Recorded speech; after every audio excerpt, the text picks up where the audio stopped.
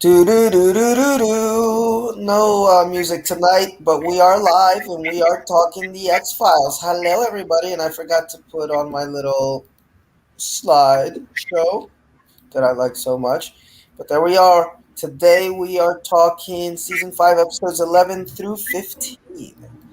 And thank you, all of you who join us each week or watch the replay. Please like and subscribe to the page so you know when we're on. It's usually on Thursdays when it comes to the X Files, although I may be traveling next week, so I probably won't be on for another week or two. But we'll definitely be back in August. Um, and that's what's happening. Pete, what's going on with Yes. you? Not much. Not much. Finished. Okay, Getting pretty far into season 6 at the moment. I'm Uh, almost done. yeah. Today I watched. It was a pretty forgettable one, actually. I can't remember which one. The one yesterday was the one that we were talking about, where they go undercover in the gated community that Yes, has the monster that attacks everyone who isn't perfect. yes.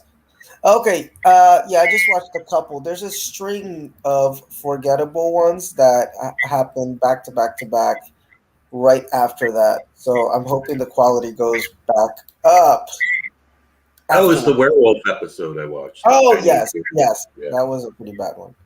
So I think I watched that like last night or the night before, and the next one isn't that much better. I think it's Trevor, the name, right? And then there's another one where it's like a writer who creates the whatever's in the book comes to life, and it's like really boring. I almost fell asleep watching it. But anyway, we are gonna talk about. One second, Pete. I'm gonna try to mute here. Let me see something. All right, Pete.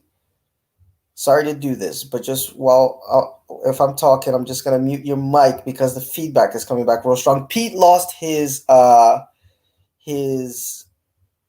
earphones, guys. So we're getting this really bad feedback here.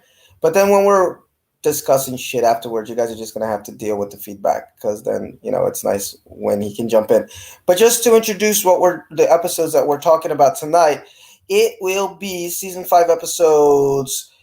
Kill Switch, Bad Blood, Patient X, The Red and the Black, and Travelers. And Pete, what did you think of this little bunch of episodes? Um, Let me just go back to the episode list here and see what I remember. Remember, I like Kill Switch, which is the one we're going to be talking about. Bad Blood, yeah, really good. Patient X and Red and the Black, essential mythology episodes. And Travelers, I don't Oh, Travelers is the one with Darren McGavin in it. So yeah, it's a pretty solid bunch. No, I agree with you. It's a pretty solid bunch. So Kill Switch, I'm gonna let Pete go on this one. It's um, an episode that premiered on February 15th, 1998 to 18.4 million viewers. Written by William Gibson and Tom Maddox. And we're starting to see these new people in the writing room that I didn't notice before. So that's kind of interesting. Brings some fresh blood to the show. The brutal murders of a renowned computer programmer leads Mulder and Scully to investigate an artificial intelligence program loose on the internet that has begun evolving on its own. Go ahead, Pete. Yeah, so this really is definitely a very 90s episode because this came out at a time when not everybody was online. What was the air date for this? 1998. So yeah, I started going. I think I got my first internet connection dial up in 1998. So it was pretty a new thing, and a lot of people were freaked out by it. And this obviously stuff like this never came to pass, but if you take it with as it is, it's kind of playing on the fears of the time. So it starts with all these drug dealers and criminals getting an anonymous phone call to meet someone that they're after, either a rat, an informant. at this bar, and the police also get a tip to go there. And it turns out to be this big shootout where everybody dies. But Mulder and Scully notice that the one person dead there who wasn't a criminal is one of these computer geniuses who was kind of like a more eccentric version of Bill Gates, who was trying to create artificial intelligence. And they get a hold of his laptop and the CD inside it, and they found out that he succeeded in creating artificial intelligence, but he lost control of it. And now it's out there loose on the web, and it's trying to kill the people responsible for its creation. So, with the help of the lone gunman, it leads him to his lover and partner. And together, the six of them, it's really quite the team effort here, have to team up to take out this AI that's out there on the web killing people. Because we find out that the AI actually made the phone call to all these gangsters. So yeah, good episode for kind of just playing up on fears about the internet that seem super dated now, but at the time, that is the way a lot of people felt. And you got the lone gunman in there, and the lone gunman around a girl are just pathetic. So I kind of like that interaction as well. But yeah, thumbs up. Very dated episode, but sometimes dated is good. When you're watching these old shows, you like to see something that reflects the times. Yeah, I really enjoyed it. I don't think the X Files usually does the tech episodes very well because it does come off so dated. Going back to that season one episode, do you remember the name of that season one episode with the AI that's in the building? The rope, something Yeah, I don't remember the machine, name I of it, think. but Is it Ghost in the Machine? It's Ghost in the decent, but Machine, yeah, yeah, yeah, but it feels so dated. So not my favorite episodes, and whenever they do any type of techie stuff, it just doesn't come off very well. I don't think that's their forte. But I gotta say, this is probably their first. I know there's another one coming up, and I don't remember much about it, where they all get stuck inside of a almost like a virtual reality type thing. I think it might be season 7 or so. That's kind of silly. I don't remember if I like it or not. But Kill Switch, I dug. I actually gave it 5 stars. Is it the first great tech episode for the X Files? 14th in Arlington, by the way, is the spot where everybody is gonna meet to get, to kill somebody. So I thought that was a really good opening. Um, I was wondering if there was a little bit of a Twin Peaks reference in the diner with the pie, because pies make are a big part of the Twin Peaks mythology. But I like how it got kind of the Twilight time, with the music and everything. I like the whole setup there in the diner. I think it's one of the best openings for the X Files. And then the show just takes, or the episode takes, a real sharp turn yeah, from this old timey feel in the diner with the pie and etc. to DODs blowing things up, and really really insane. Although they were some really cool shots, man. The way that they were blowing the stuff up, I really really yeah. liked. When it blew up the shipping container, I like that part. That was really good.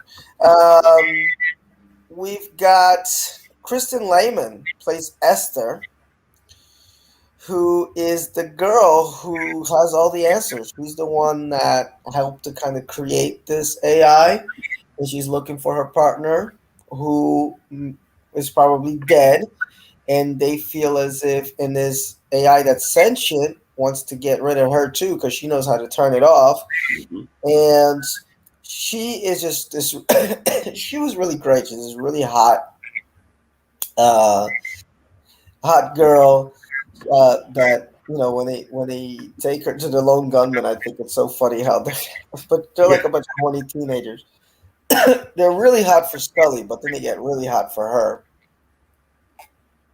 yeah. There's a nice virtual reality sequence in this that was really trippy too, Yes, where Mulder's hooked up to virtual reality, and the yes, AI is projecting a nurse that's cutting off his limbs when he doesn't give the right answers. exactly.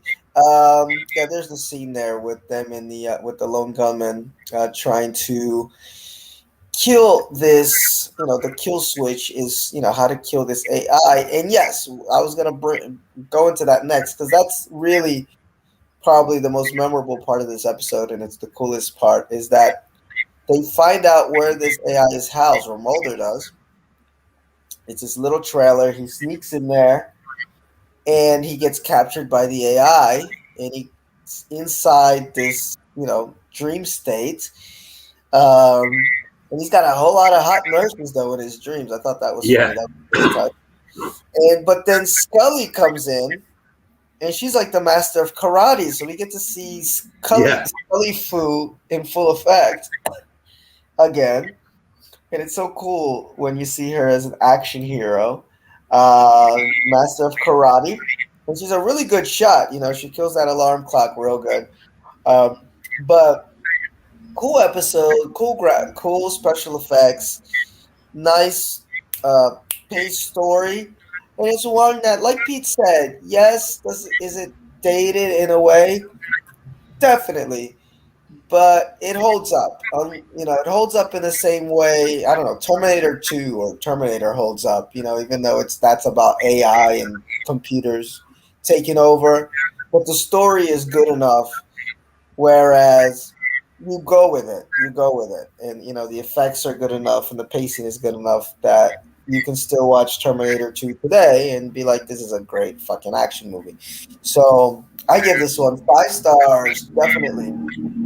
Uh, Very good episode. So we're gonna move ahead now. And by the way, I want to give a shout out before we move ahead because I've been talking to this guy that I actually want to get on this X Files podcast, Pete, called Sander DeLange. And okay. Sander DeLange has been Google mapping all of the locations of filming of every episode of the X Files, and it's pretty insane what he's doing, but it's really cool. He's shared some of his stuff on the X Files page, and he's actually been able to go to some of these spots. So he said he's up for dropping in on the podcast at some point. So that'll be real cool. We may have our first X Files podcast guest. So hopefully that will work out. And he seemed like a really nice guy. So uh, hopefully I am not wrong about that. Anyway, moving ahead to the next episode, which you can see here, is Bad Blood.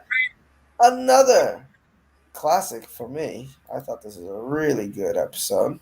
Yes. And let's move ahead here. It premiered on February 22nd, 1998 to 19.25 million viewers, written by Vince Gilligan, directed by Cliff Ball, 9.4 on IMDb. After Mulder kills a teenage boy who he believed was a vampire, he and Scully recount the events that led to the killing. Now, what I like about this episode, and it's probably something Pete will mention because it is the crux of it, is how it's told through the perspective of Scully and Mulder. And we have Yeah. seen, I guess it was in Jose Chung's Adventure. Yes. We got a little bit of that as far as what other people feel Mulder and Scully are like. But this is the first time I think that we get to see what Mulder and Scully appear to be like to each other, and it's completely different. Mulder comes off as this real demanding kind of dude who says, "Oh, we're gonna do this and we're gonna do that and we're gonna go here." And Scully to Mulder comes off as kind of like, oh my god, we got to do this again. Oh, another one of your dumb X Files cases. So real Yeah, cool. Love that. Love that. Uh, but yeah, so the premise here is that Mulder might have killed this kid, and I think it's the kid from the Sandlot, if I'm not mistaken. I forgot. I always put these things in my notes to look up, and then I never do afterwards. But real cool little actor. Um, Let me see here. Luke Wilson's in this episode, which is really funny. Um, yeah, it doesn't have the boy here in the cast of characters. That's weird. Um, anyway, so that's the beginning. Mulder kills somebody. Might have not been a vampire. Okay. And then there's so many great lines. This episode is just about great lines. Like, if they go to jail, because Mulder's like, listen, we got to give a report. And if this report doesn't work out, we might both go to jail for murder. And Scully, you got to yeah, help me because your cellmate is going to be Large Marge reading Gertrude Stein. yeah, Uh, so there's a lot of great lines. So Scully's version of the story is Mulder is this complete dork. Um, but Mulder's version is, oh, and she has the hots for the sheriff. But I like that in Mulder's version, he retells it, and then the sheriff's got these big buck teeth and everything. Uh, yeah. so all these little details are so great. It's so great. So Vince Gilligan, definitely MVP of the X Files after our boys left. What are their names? Darren Morgan and James Wong, I Yeah, believe. Morgan and Wong, who were the go-to guys for these kind of cynical, poke fun at themselves type of episodes. I like how they have a yada yada yada Seinfeld shout out during the autopsy. Okay, and the autopsy scene is so funny. Scully on the vibrating bed, another classic X Files scene. And in the end of the day, it's a much better vampire episode than that horrible one with David Duchovny's real life girlfriend at the time, way back in I think it's season one or so, when I guess Scully was out for. I guess it was when she was pregnant, and it was a Scully-less episode. And oh my god, that was a horrible episode. So I'm glad that they were able to get a second. They were able to get a second shot at vampires, and they did it how they should have done it in the first place. It's just kind of poke fun at it, because we've said this a couple times on the podcast, and I think Pete kind of agrees with me, is that the big ones, when I say the big ones, I mean, Bigfoot, Loch Ness Monster, vampires, like the big mythology monsters, they're hard to do because everybody knows these stories already and they've been told a million times. So, how do you make a true scary X Files episode from these episodes? You don't really. In fact, Pete and I were just saying the werewolf episode was horrible in season six, and there's another werewolf one, I think in season two, which is not that great. So, what the X Files manages to do, and I think what it's done well, is when it takes the big ones, it pokes fun at it a little bit and does it in kind of in a cynical way, like they did with that Loch Ness episode where there was a lake creature. I think that was what season three, Pete. I forgot now. A great episode. In this one, they it's vampires, but they do it in a kind of funny, kind of poking fun at themselves sort of way, because it's really hard for the X Files formula to work with the big mythology ones. And I don't even want to mention the Jersey Devil because they really fucked that one up in season one. My God. Um, so, yeah, I liked everything about this episode, including a bunch of lines of dialogue. Oh, excuse me. And even Skinner's funny. Scully's like, when they're trying to talk to Skinner, Scully's like, remember, keep telling him you were drugged. And Mulder's like, will you shut up about that for a minute? And then Skinner pokes his head out of the office. Mulder, Scully, and Mulder. I was drugged. That was the first thing he said. So there's there's a lot of great lines in this one. Um, so all right, Pete, go ahead. I can't unmute you. You've muted yourself. Okay. There he is. Yeah. Pretty much the same. It's mostly just about the different points of view between Mulder and Scully.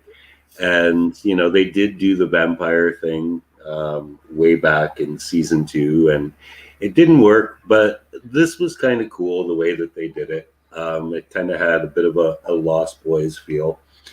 Right from the beginning,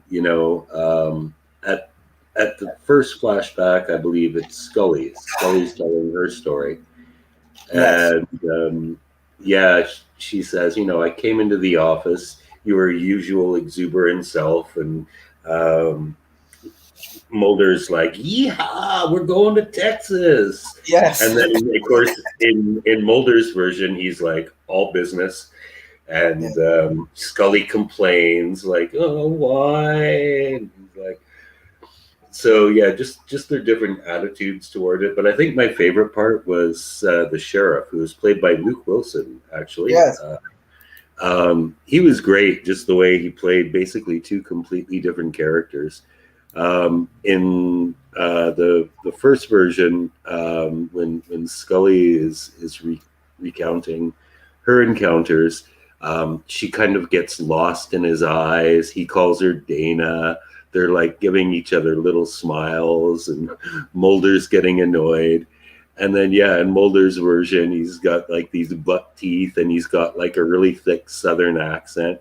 We used to call them swamps, but now they make them call us wetlands. So, Mm-hmm. yeah, he was great. And of course, he winds up playing a pretty crucial role in the story, because we're not sure what's happened here.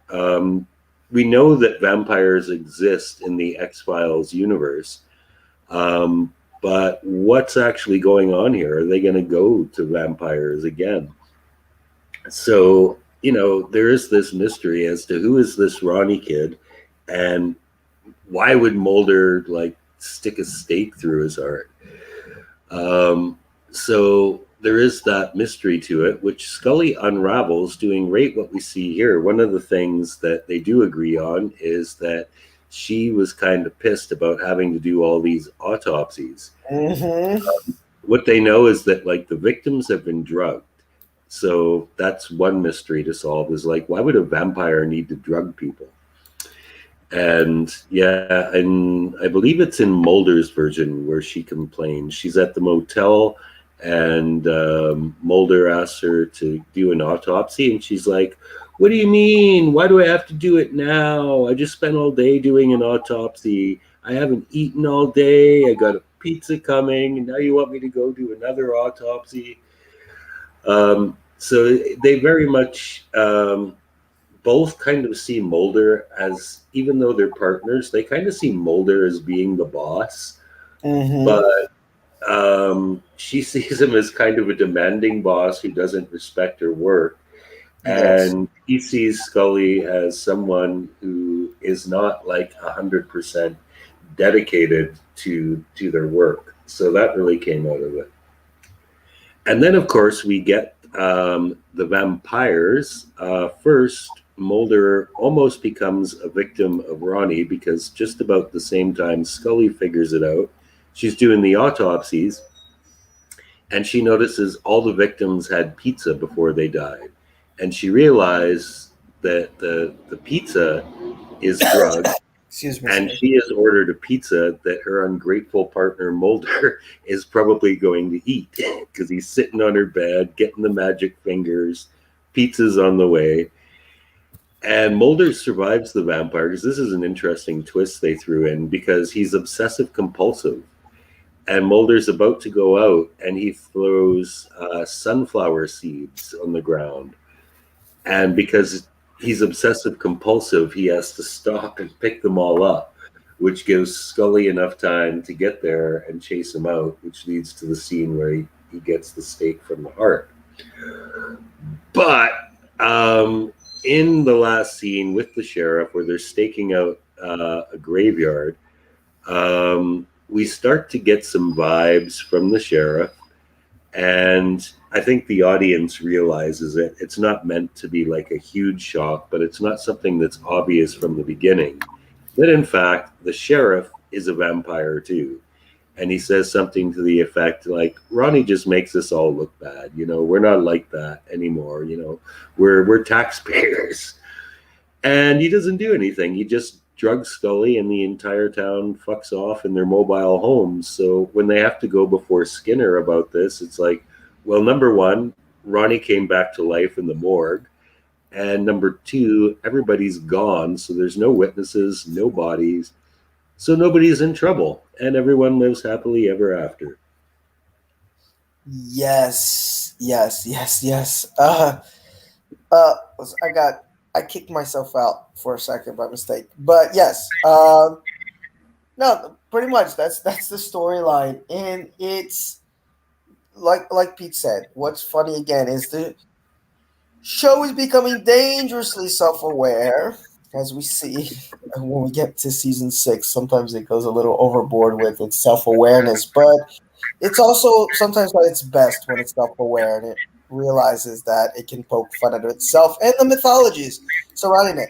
I'm glad you mentioned the sunflower seed stuff because I'd forgotten that, because that's just supposed to be, yes, it's vampire lore. Vampires are obsessive compulsive, and then it's the last thing you expect is that Yeah.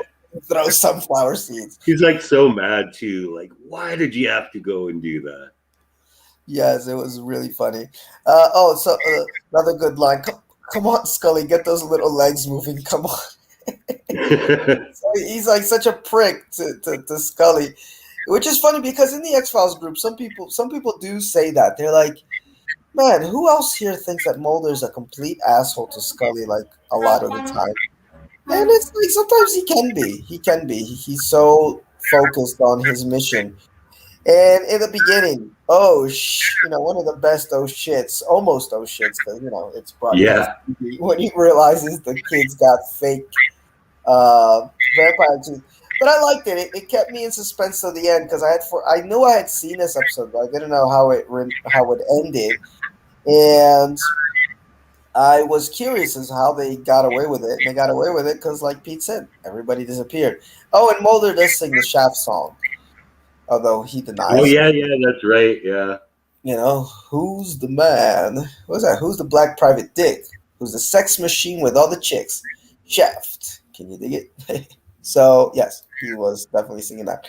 So definitely recommend it. Two great back to back episodes of the X Files. Wait up, I kicked myself out of the broadcast studio, so I gotta put this shit back up here. There we are. And now we're moving to episode 13, Patient X. We get some Cassandra action. Cassandra! Yeah. And it is an episode that premiered, I'll tell you in just a minute, on, actually, no, before I tell you that, uh, wait 1 second. Okay, this episode was inspired by an episode of the old Dick Van Dyke Show titled "The Night the Roof Fell In," which Bob and Laura Petrie have a fight and then each tell their neighbors their version of what led up to it. So I thought that was interesting that it's a throwback to a very old show, and the X Files is aware of other TV, which I think is funny. Did you notice, Pete? By the way, moving ahead a little bit in season 6, there's a lot of Simpsons references because I know the Mulder and Scully were on the Simpsons, or was it at the start of this season? No, season 6, because the guy that works on the nuclear plant is called Homer. So Oh really? yes, so I like how the X Files is aware of TV and it's aware of itself being popular on TV. Anyway, Patient X premiered on March 1st, 1998, to 20.21 million viewers. Written by Chris Carter and Frank Sputnitz, directed by Kim Manor. So we got the power trio right here when it comes to mythology stuff. It's the first of a two-parter. As a rebel alien race secretly attacks several groups of former abductees, the agents meet Cassandra Spender, a woman who claims to be a multiple abductee and wants to deliver a positive message about aliens. But Mulder, now skeptical about extraterrestrial activity and suspecting that the government is behind the abduction phenomena, is disturbed when Scully forms a special bond with the woman. Wacky mythology episode, but I really dug it.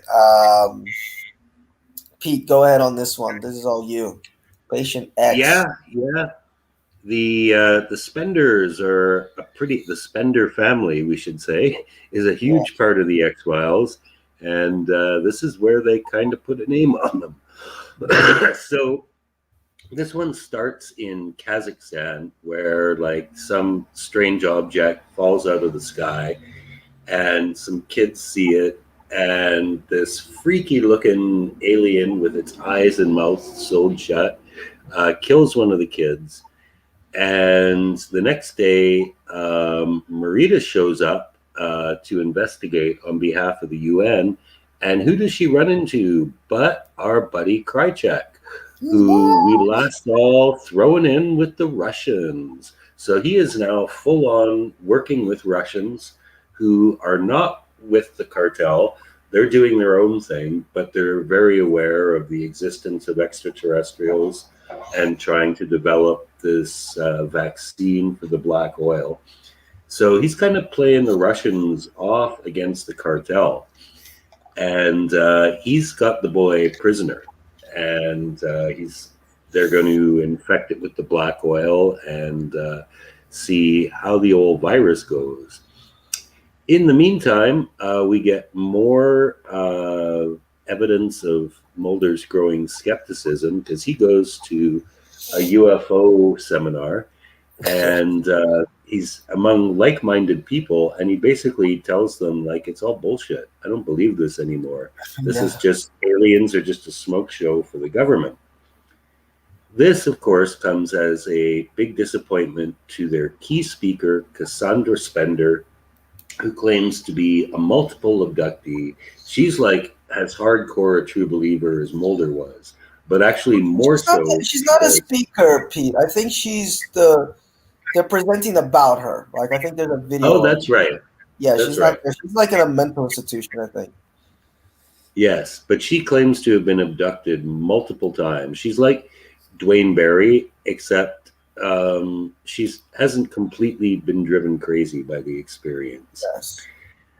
Um, and she's kind of positive too. She now believes that the aliens come in peace, just like Monty Burns in the X Files episode of The Simpsons. They come in peace. But it turns out that while Mulder wants really nothing to do with her because he thinks she's just crazy or, this isn't an alien thing, Scully actually realizes they have a lot of shared experiences.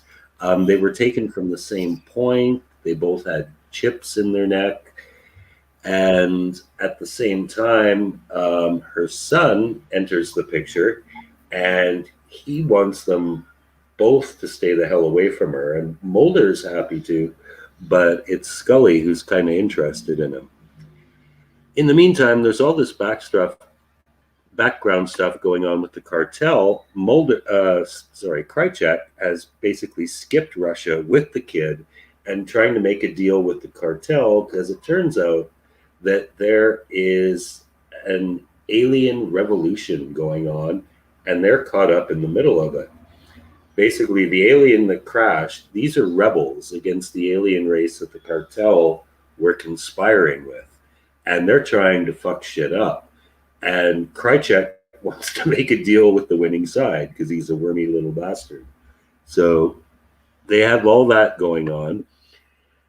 And then the cliffhanger. A bunch of former abductees are summoned to an abduction point, including Scully and Cassandra.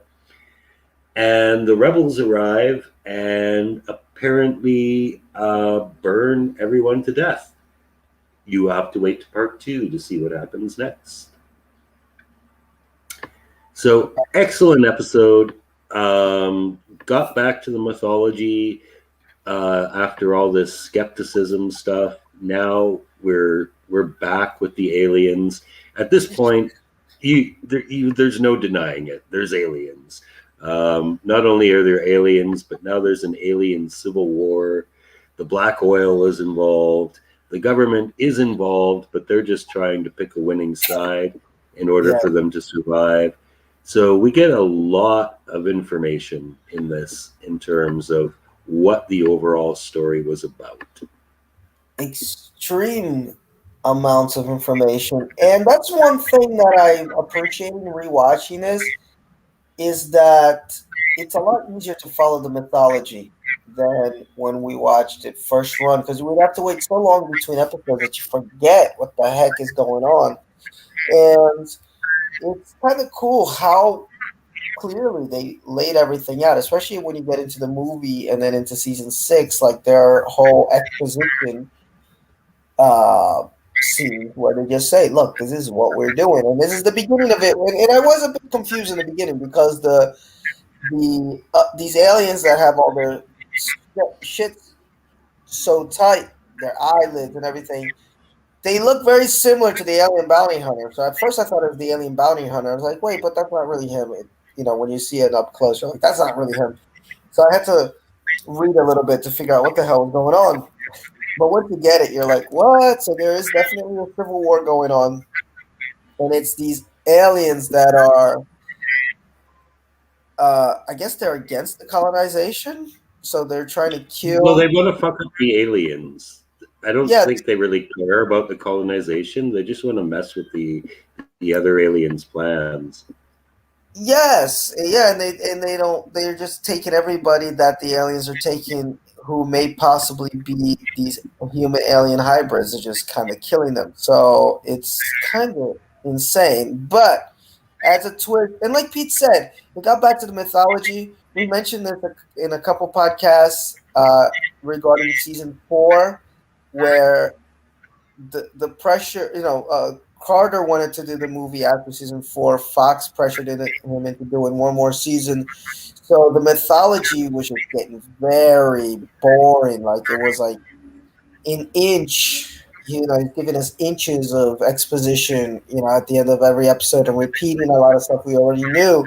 And this felt like the first fresh mythology episode where I'm like, oh, okay, I'm getting a lot of new information and things are moving fast and getting new interesting characters.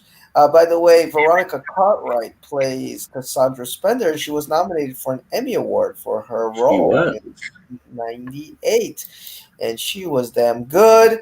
Um, and yes, what we got, speaking of mythology episodes, if you remember at the beginning of the season, guys, Mulder, because they find this alien out in the ice, and we figure it's all a hoax.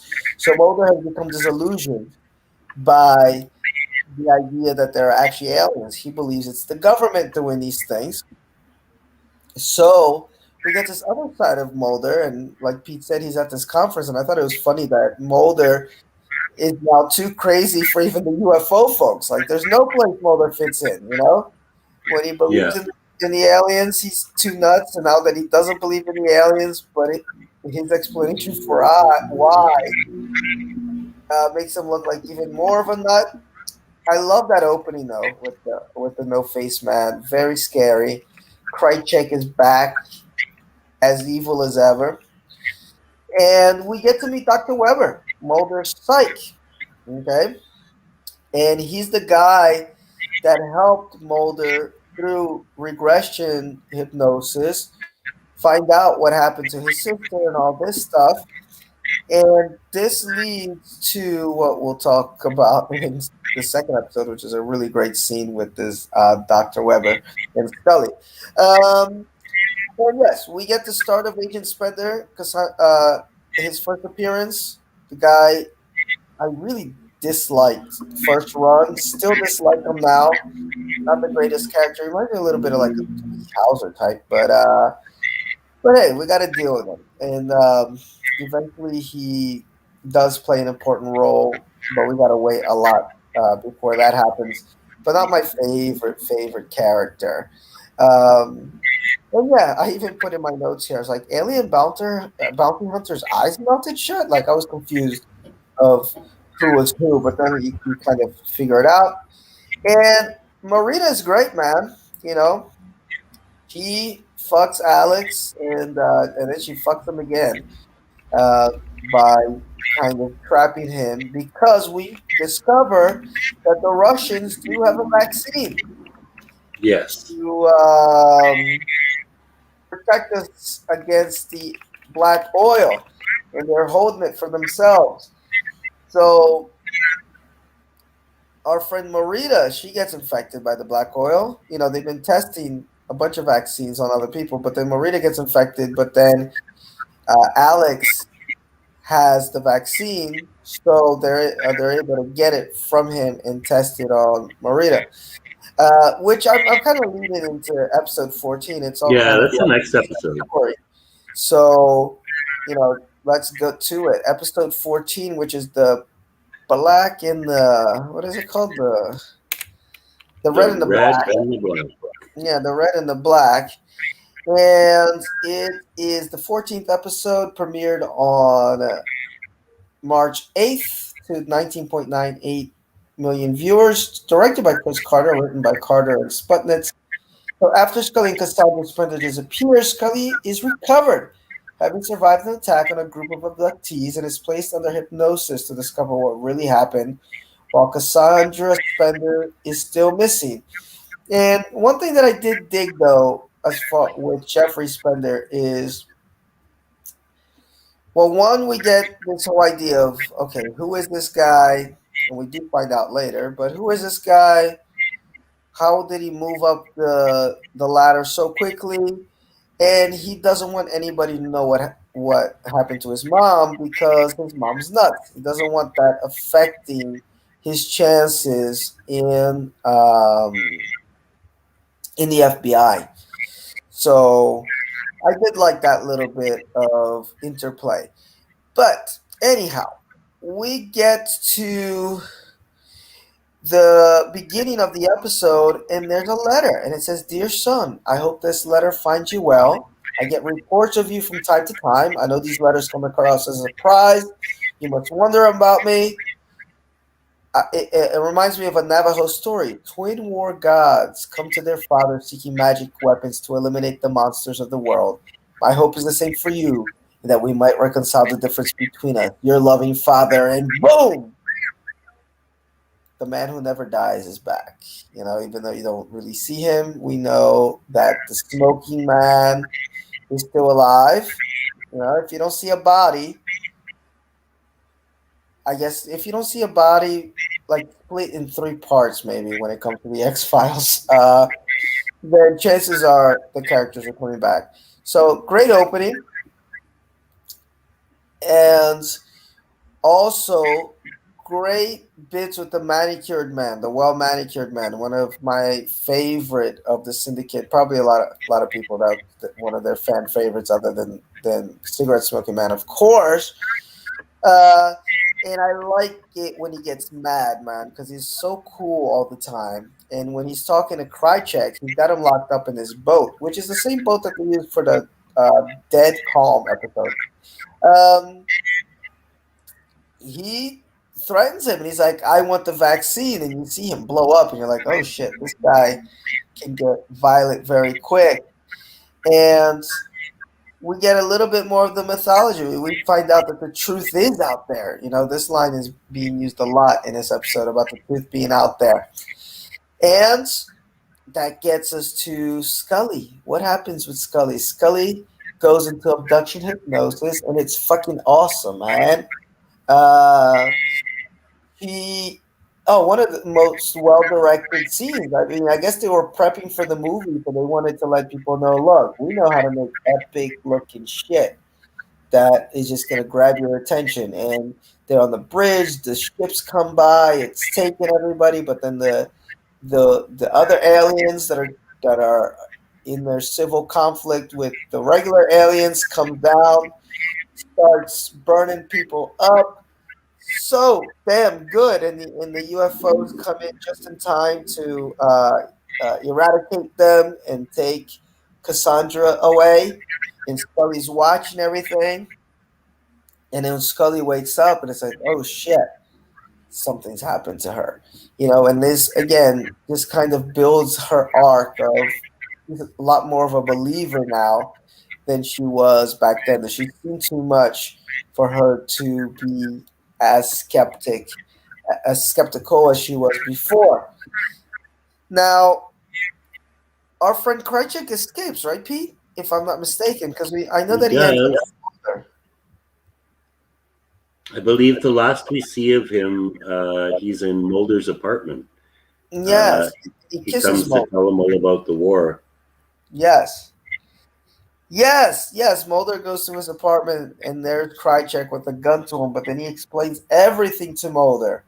Uh, and he gives him, Krychek explains that Kazakhstan, Skyline Mountain, and the site in Pennsylvania are all beacons for colonization.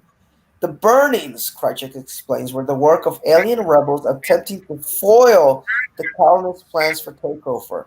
Krychek gives Mulder the location of the captured alien rebel. He maintains that if the captive perishes, so does the resistance. So they're out there then to try to find this alien rebel.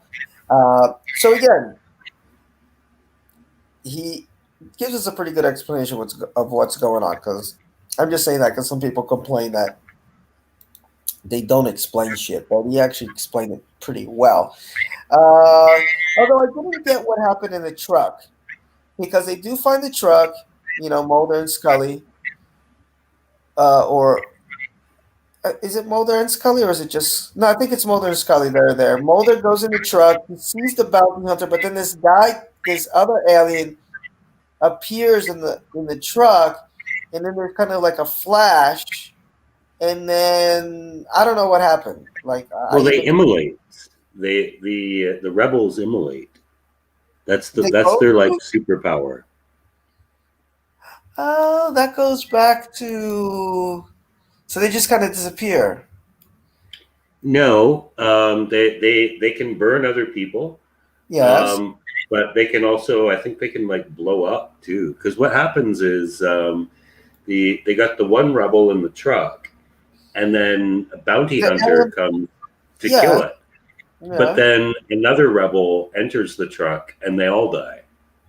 yeah. Like here it says, wait, Quiet Willie brings the rig to a stop, then morphs into the alien bounty hunter. He climbs into the cargo area, but shortly thereafter, a white light illuminates the truck. A second faceless alien armed with a fire starter weapon enters. Mulder opens fire. Shortly thereafter, a confused Mulder is swarmed by MPs and placed inside a car with Scully. So, yeah, I mean, I don't know. It was kind of weird how they did it. I don't know if it was cut very well. But anyway, we do that. We get Krychek kissing Mulder, and for all the people that like to ship the two of them, there you go. And of course, the cigarette smoking man is back, and he's a daddy. And I give this episode a 4.5. Another really good one, So really strong little bits of episodes here for season 5. What do you think of the red and the black, Pete? Yeah, I thought it was really good. Basically, again, like these mid-season two-parters, it plays like a movie, and it moves very fast, complicated, lots of stuff going on. I really liked the dynamic between Mulder and Scully on what she experienced at the immolation, because Scully, they've done like a complete 180 now. Now Scully is the true believer, and Yeah. Mulder is the skeptic, and it pretty much it threatens to end their partnership really, because this is really personal for Scully. She's been taken prisoner, Mhm. experimented on, violated, memories wiped, implants in her, and she really wants to get to the bottom of this. And she makes this. It's one of my favorite scenes in this episode, but she makes this appeal to Mulder, how when she first started working with him, he told her about how he believed his sister was abducted, and he was like, he deeply believed that, he saw it. And she says, like, I believed you knew. Like, I followed you because you were so convinced, and I was convinced that with science we could get to the bottom of this together. And all you had were your memories. And Mulder's like, I don't trust those memories anymore. And she tells him, um, you know, without your memories, without my memories, I don't think I can't do this anymore. And that leads to the hypnosis situation where she basically recalls everything, how the rebels burned everyone alive, Cassandra got taken again. But then this is undermined again when Spender comes to her with a video of him as a child with the same doctor under hypnosis saying that he witnessed his mom's abduction. And he's like, it was all like my subconscious talking. It was bullshit. My mom told me that's what I saw. So under hypnosis, that's what I said I saw. But Mulder does actually have a pretty good point in this for to keep them going. Is he tells her that, what we do know for sure is that somebody put that chip in your neck, and the chip was made by our government. Like, if we start there, we can get to the bottom of whatever the hell this is. So they do kind of find a way to resolve their crisis of faith, as it were, particularly when it comes to Mulder. Marita gets, I guess you could say, she kind of gets what she deserves. She doesn't die. She's lived, I think. No, I don't think she lived as long as X, but the life expectancy of X Files informants is not very long, and she's still hanging in there. But yeah, she kind of gets screwed over. She winds up becoming a test subject for the black oil virus, and they seal up her eyes and mouth as well, so it's not getting out.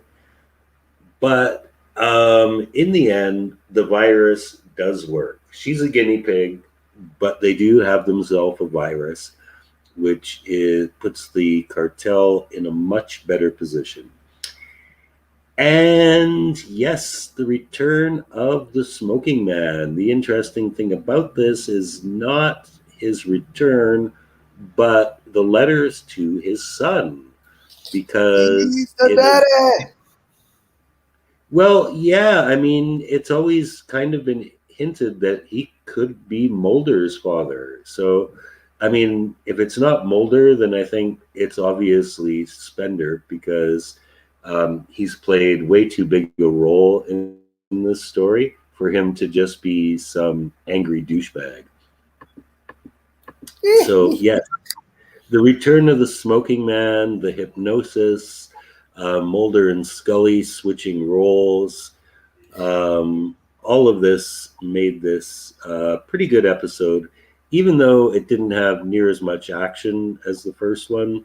That's usually how it goes. Yes, yes. Some lady has a website or something, and it was scenes of Scully that could be seen as sexual when taken out of context. And I think the hypnosis session was classified as one of them, because she definitely was going through the motions, man, with all the Yeah, she moans a lot. Yeah. yes. And whenever there's scenes like that, I always think of Pete, and I'm like, Pete's probably having a really good time right now watching Yeah. this. Because my goodness, is she a good-looking woman? My goodness, and she can't help being sexy. She's just sexy. I mean, she's supposed to be going through some traumatic moaning, but the moaning doesn't come off very dramatic at all. But I agree with you.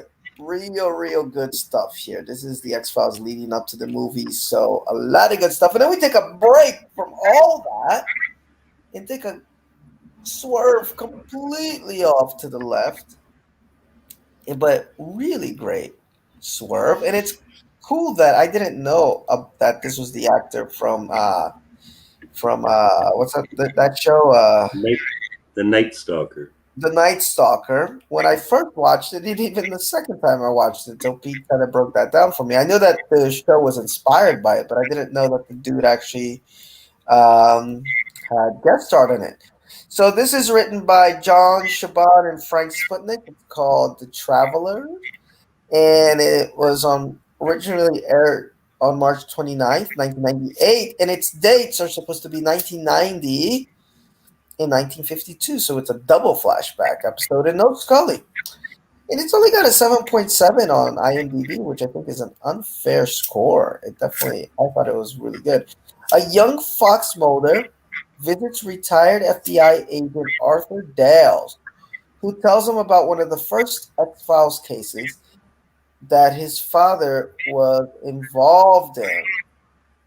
And it stars Frederick Lane as the young Arthur Dales, but you got Darren McGavin, who was the Night Stalker. What's his name? Not Krychek, it's Kolchak, something like that, right? Kolchak, yeah. Yeah, Kolchak, the Night Stalker, and that's Darren McGavin, who does appear in another episode too, which I think is real cool. So yeah. he is Where the toilet water is the villain. yeah, Male Agua or something. Aguamala. Aguamala, yeah. Water.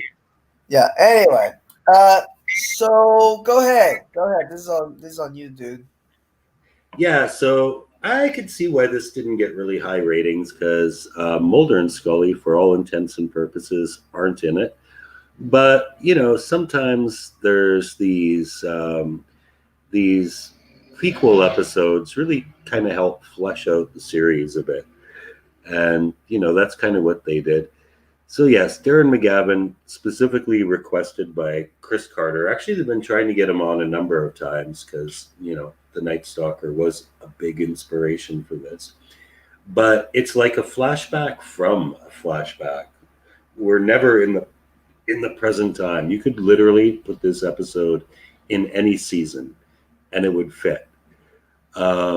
It's the second episode like that we've had in this season too, actually. So yes, it starts with a guy being shot during a police eviction, and the last thing he says is Mulder. And at this time, the X-Files exist, but I don't think they have a caseworker. And Mulder is just working with behavioral science, and he starts investigating why his name came up in this case. And it leads him to an FBI agent who investigated this guy who got shot back in the 50s. And the rest of the story is just set in the 50s. Basically, what it involves is like this gross, disgusting, like spider monster that possesses people and then like comes out of their mouth. It is a really creepy monster. That's not the main thing where it serves as a prequel, though. Where it serves as a prequel is that Bill Mulder, Fox's dad, turns Dales onto the fact that this is the things that he's investigating are actually connected to the government. He's like Deep Throat to Dales, basically, feeding him information. And it turns out that these monsters were a result of an experiment with aliens, all this stuff. Typical X-Files. Nothing is really solved except for the fact that the sole survivor of this is the guy who gets shot in the beginning. Whatever happened to the parasite? we don't know. I don't think there's any. I don't recall there being any evidence of the parasite. So why Skur went nuts at the beginning of the episode, I have no idea. But it does lead us to why this is called the X Files. Um, they go to file an unsolved case about the parasite, and Dales is like, "Why don't you file unsolved cases under you?" And the secretary says, "Well, there's more room under X." And that's how they become the X Files, I know. because U is too full. So the actual story, I think the best thing about it, besides the guest appearance of Darren McGavin, who's not in it for very much, is the Hmm. monster is really disgusting. Um, the idea of Bill Mulder being the original Deep Throat, and the origin of the X Files. But yeah, I can see why people didn't rave about it. I mean, actual story wise, it's kind of forgettable. But there are certain key points about it that make it kind of essential viewing. Yeah, I agree. I agree with you that it's for me. It felt like essential viewing. I gave it 5 stars. I really loved it, and I don't remember having seen it before. It's one of those that, for whatever reason, just got erased. But I doubt I'll forget it again. Um, and now it makes sense because I didn't catch that in the beginning that this was set in 1990. Because I was like, why is Mulder smoking? But now it makes sense. Right? He used to be a smoker. Now he isn't. Agree with you. Skur is a really nasty killer, real disgusting. And I like the little touches, like 6 to 8 weeks for toxicology report, compared to how they work Yeah. in a modern day. And I thought it was a nod to Scully that the secretary was a redhead, and she's the secretary that started the X Files, which, like you said, was not under you, but X was the best thing that you could do.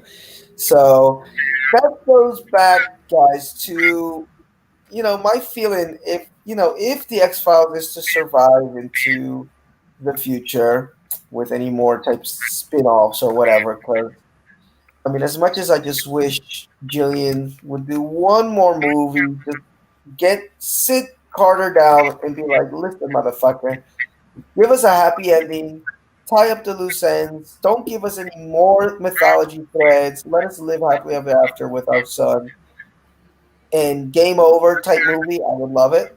I don't need another whole season. I don't think it's going to happen, so we're stuck with what happened at the end of season 11. But if we want to expand the X Files into other areas, I would love to have this, the 1950s X Files. The Yes. first cases, almost like I didn't watch it, but I know Pete enjoyed the Perry Mason show quite a bit. You know, something on that. Yes. You know, uh, I would be totally into it. Totally into it. So I don't know if anybody's out there listening that matters. I would dig that a lot. And that for me is the only real way that the X Files could work without Mulder and Scully. Because if it's modern and you're just trying to do like they did in season 10 with that Einstein and I forgot the other name of the agent who are kind of like the younger versions of Mulder and Scully. No, Yes. fuck it. Yes. And I like those actors. I can't remember who the actor was, but the actress was Lauren Ambrose from 6 Feet Under. She's a Okay. really good little actress. No, they were fine actors, but it just didn't work. I don't think they gelled very well, and it did feel as if they were being shoehorned in as here are here are the next, you know, the I X didn't. Files, the next generation, I and didn't get it from that. oh, I did, I, and I think a lot of no, fans. I felt it was kind of like Mulder and Scully, like looking at. It was kind of like making fun of their age, looking at younger versions of themselves and how they used to be, and kind of almost playing like mentor roles to them. I guess we'll talk about it when we get there. I'll have to rewatch it, but my feeling was that that was the intention, but it didn't quite come off that way because they gave him a whole lot more to do. It would be different if they would just kind of stayed more in the background, and then Mulder and Scully could be like, "Ah, look at those two," you know. But they were given very uh, big responsibilities and things to do in those episodes. I think they were like in two episodes, maybe three, where it felt like, oh, this is Carter just setting up, once he's done with Mulder and Scully. Look, we got these two to take the mantle. And I don't know. I think the audience didn't get into it, at least from what I read in all the groups, including myself, and they got rid of them quick. Like they just kind of really went off in the background. But anyway, we'll talk at length about them when we get there. Season 10 and 11 will be coming, guys. We're actually halfway there, believe it or not. So that's it. I mean, it's only 5 episodes, so we are finished.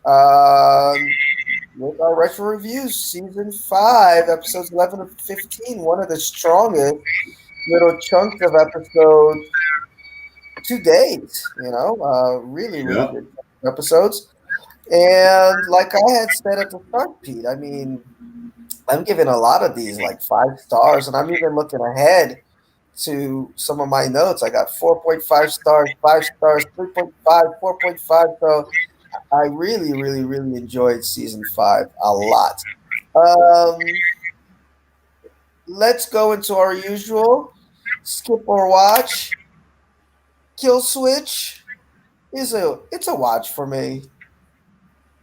I dug Yes, it. it is for me as well. Yeah, like Pete had said, is it dated? Yes, but not in a bad way. Not in a bad way. The story really flows. Bad Blood, Pete. Oh, for sure. Yes, definitely. Another classic episode for me too. And I think this is one where even if you're not, well, maybe you got to know a little bit of the characters before you slip in, but it makes fun of the whole vampire trope a little bit. So you might even be able to watch this if you've never seen any X Files episode and find some humor in it. Patient X. Yep, gotta watch it. I'm with Must. you. Especially if you're coming into the movie, you got to watch Patient X, and for once, not begrudgingly, I say watch the Red and the Black. I think they're two very, very strong back-to-back mythology episodes. So yes, Yes. yeah. So don't watch this one out of necessity. Watch it because it's actually really damn good. And then we got Travelers at the end, which for me is a definite watch, man. This is the beginning. Yeah, I would say that um if I had to pick, like, if we you couldn't, if we had some rule where you can't pick them all, this would be Yeah. the one that I wouldn't. But we don't have any stupid rule like that. That's bullshit. So yeah, by all means, it Yes. is. I remember, I can't remember the year. I think it was in 1998. Marvel did all of these comic book issues that were numbered -1, and they were Mhm. all like prequels to, in some cases, prequels to books that have been published for like 35, 40 years. And that's kind of what this is. This is the X Files episode -1. Oh, cool, cool. Um, yeah, I mean, there's been a few of them. Well, there was maybe this is -2 because we also had the Lone Gunman Origins episode this season. Yes, yes. And Yes. there's another episode that takes place way, way back. The one about the Negro League baseball player who was an Oh, alien. I can't yes. remember what the connection was to that between the X Files, but yeah, I I mean think that one somebody's was telling a largely set story. I'm pretty sure. I think somebody tells a story right. being narrated, but I don't remember if it connects to the X Files. I just know I can't wait to get to that episode and watch it again because it gets a lot of hate in the X Files groups. Oh my god, a lot of hate. Actually, you know what episode gets a lot of hate, Pete? Is one we really love, which is the postmodern Prometheus. I wish just on the X Files groups about like 2 weeks ago, and somebody posted the usual. What's your least favorite episode? Man, Postmodern Prometheus was on there at least, out of like 100 comments, maybe Oh 20 wow. times. And mostly because of the woke crowd of today doesn't like that it kind of joking about rape, because the women do get raped by animals to have the kids. And, I went in there and kind of defended it a little bit. I mean, the rapey stuff sucks, but the guy was evil. That's what they did back in those old movies from the 1950s and the 1940s. The mad scientists would take people and do unwitting experiments on them. You know, Yes. that's kind of what they're supposed to do, and they just took it to the next level with like the cross species stuff. But it is a sort of medical rape that these doctors would perform on people in those old 1950s movies, and the X Files was just kind of um, paying homage to that in a way. But anyway, thank you everyone who listened as usual. Our our what do you call it? Steady audience. You guys are awesome. We, like I said, may not be back for the next couple weeks, but when we get back, we will finish out season 5, short season. So Yes. next episode will be our last 5 episodes plus our top picks, and it's gonna be a tough one to pick, Pete. What do we gotta pick? 8 episodes? Yeah, I guess we can We do it. usually It's a do strong 8, right? Can season. we do 8? Do we do our top 8 usually? Yeah, we I could. always forget. What do we usually do? Yeah, Top 8 or top 6? I always yeah. forget. Usually it's top 8, I believe. Oh no, we Supposed to can be like. okay. Yeah, but we can still do Yeah, top 8. Yeah, because usually we do 4. Because in my mind, I'm like, okay, we do 4 episodes usually for a season. Though you don't have to pick 2 from each episode we do, but I just figured, okay, 2 from yeah, each. we just did one fewer episode per podcast, so yeah, we can still do that. Okay, yeah, because I'm looking here. I have 1, 2, 3, 4, 5, 6, 7, 8, 9, 10 episodes. No, 9 episodes so far that I have as my favorite of the seasons as we've gone through episodes 1 through 15, and we still have 5 more to go. So, unless I don't pick any from these last 5 episodes, it's still gonna be tough to do because I have 9 already. So it's gonna be a tough. No, actually, I have 10 already. It's gonna be tough to whittle this down. All right, but anyway, we'll figure it out when we get there. Okay, dudes and dudettes, ex Phillies. Until next time, see ya. Adios. Good night. Bye bye.